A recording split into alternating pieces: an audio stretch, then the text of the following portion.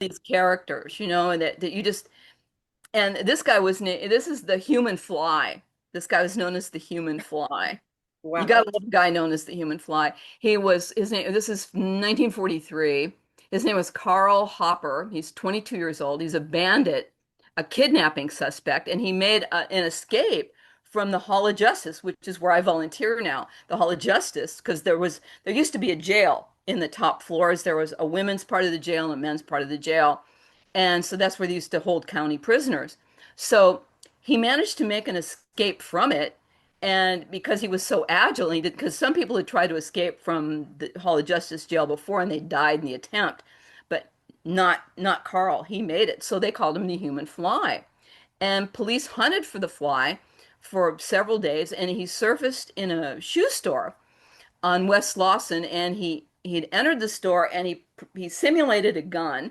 He held up the manager, a guy named Hans. He got away with $23, and Oh my God. a private patrolman, a guy named Ed Sheld, heard the ruckus. He saw Hooper fleeing, so he fired a couple shots. Because in those days, if you were on the sidewalk, if you were fleeing from the police or anybody, they just would shoot. So forget the fact that there's, innocent people standing around. They just start firing. So he fired a couple of rounds, but they went wild, and Hopper ran to the rear parking lot where he forced a guy named Sam Ten and his wife out of their car, and he drove away in it. So the Tens car was found, abandoned later on in Inglewood. And later on in April, officers answered a prowler call and at the home of a woman named, her last name was Lehigh or something, and she's in Pasadena.